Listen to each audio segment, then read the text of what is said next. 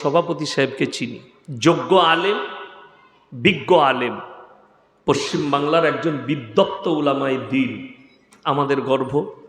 আমি ভাগ্যবান যে স্টেজে এরকম একজন সভাপতি আমি আজকে পেয়েছি, এটা আমার জন্যে খুবই গর্বের। আল্লাহ ওনার হায়াতে বরকত দেখ, বলুন আমিন। আপনারা দেখুন, আমার একজন উস্তাদে মহতারাম উত্তরপ্রদেশে, তিনি একবার আমাকে বলেছিলেন, বড়ি আলিম হোনা বড়ি বাত নেই, বড়ি আখলাকি হোনা বড়ি বাত। বড় মৌলবি হওয়াটা বড় জিনিস নয়, অনেক বড় বড় আলেম আছে, কিন্তু যদি তার ব্যবহার আখলাক নম্র বিনয়ী না হয়, সমাজে কোনো মূল্য নাই। বড় ডাক্তার কিন্তু ব্যবহার খারাপ, মানুষ তাকে পেছনে গালি দেয়, ঠিক কিনা? বড় মাস্টার, নাম আছে মাস্টার, পড়াই ভালো, কিন্তু ব্যবহার সমাজে খারাপ, কোনো মূল্য নেই।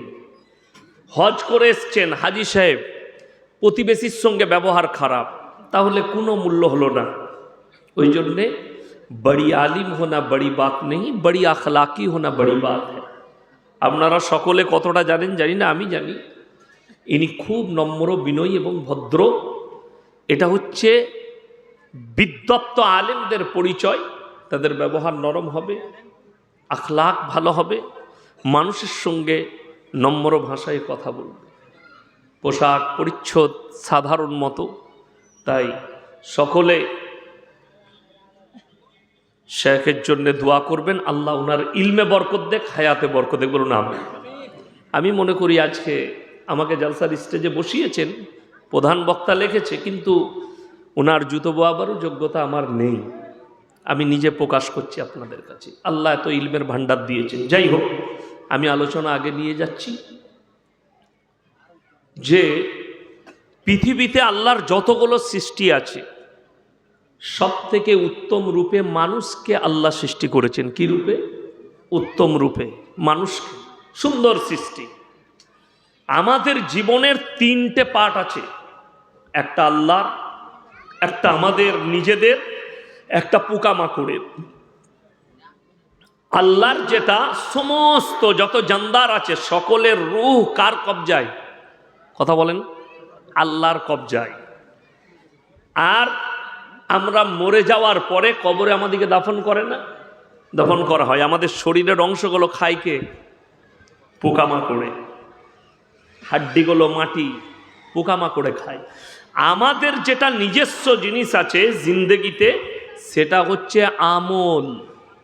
কোরআনে ওই জন্য আছে, মান আমিলা সলিহান ফালিনাফসি ওয়া মান আসা ফাআলাইহা। যে বা যাহারা ভালো কাজ করবে আল্লাহ তাদেরকে পুরস্কৃত করবেন, যে বা যাহারা খারাপ কাজ করবে আল্লাহ তাদেরকে তিরস্কৃত করবেন কিয়ামতের দিনে। সবাই আমরা আজ থেকে ভালো কাজ করব, জোরে বলুন ইনশাআল্লাহ। ভালো কাজের ভালো পুরস্কার, খারাপ কাজের খারাপ পুরস্কার, তিরস্কার করবেন। অর্থাৎ পৃথিবীতে যতগুলো মানুষ আছে, একটা মানুষও শক্তিশালী নয়। যারা নিজেদিকে বলবান ভাবছেন, শক্তিশালী ভাবছেন, কেউ শক্তিশালী নয়। কোরআনে আছে, ইন্নাল ইনসানা খুলিকা হালুয়া, আমি মানুষকে অসহায় আর দুর্বল সৃষ্টি করেছি, মানুষ সবল নয়। যে কোনো দিক দিয়ে দুর্বলতা হতে পারে, সামাজিক, অর্থনৈতিক, পারিবারিক, রাজনৈতিক, যে কোনো দিক দিয়ে শারীরিক দুর্বলতা প্রত্যেকটা মানুষের মধ্যে আছে। সবল কেউ নেই, সবল পৃথিবীতে কেউ নেই, শক্তিশালী কেউ নেই।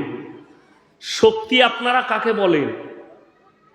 পৃথিবীর সব শক্তি কার কন্ট্রোলে? কথা বলে না? আল্লাহর কন্ট্রোলে। সাময়িক ইয়াসিনের শক্তি আছে। সেদিনে আমার আব্বাজি আর আমি বর্ধমানে একটা জলসায় এক স্টেজে ছিলাম। আমি 2 ঘন্টা 10 মিনিট আলোচনা করে নামলাম, পেছনে বসছিলাম, উনি স্টেজ ধরলেন। কি বললেন জানেন? যে আমি যখন ইয়াসিনের বয়সে ছিলাম, মুর্শিদাবাদে, ওটা রেজিনগর থেকে ঢুকে বালি শ্যামনগর, আমি আর মরহুম গোলাম আহমদ মোর্তজা সাহেব দুজন মিলে 5 ঘন্টা করে 10 ঘন্টা জলসা করে সারা রাত পার করিয়ে দিয়েছি। 10 ঘন্টা কিন্তু এখন আমাকে ধরে তুলতে হচ্ছে, আমার 80 বৎসর বয়স, আমাকে ধরে তুলতে হচ্ছে। আমি আধ ঘন্টা 40 মিনিট 1 ঘন্টা কথা বলছি, মানুষ ছাড়ছে না, যাচ্ছি, দূরে যেতে পাচ্ছি না, ধরে ধরে নিয়ে এসে স্টেজে বস করাতে হচ্ছে, ধরে গাড়িতে চাপাতে হচ্ছে। তাহলে সব নয়। এখন ইয়াসিন আমি 39 বছর বয়সে পা দিয়েছি, আমার শক্তি আছে, আমার বল আছে। কালকে যখন আমার বয়সটা আমার আব্বাজির বয়সে যাবে, ইয়াসিনকেও ধরে স্টেজে চাপাতে হবে, ঠিক কি না? ওই জায়গায় আমিও পৌঁছাবো। আমি সেদিনে বসে বসে পেছনে আমার আব্বাজির চেহারা দেখলাম, কথা দেখলাম, আমার ভেতরটা খুব কাঁদলো আব্বাজির জন্যে, যে আমি কি দেখেছি আমার আব্বাজিকে, চকচকে কালো দাড়ি এবং সেই বায়ান, আগুন ছুটানো বক্তব্য। আজকে আমি সেই আলোচনা করছি, কালকে এই জায়গাটা আমারও আসবে।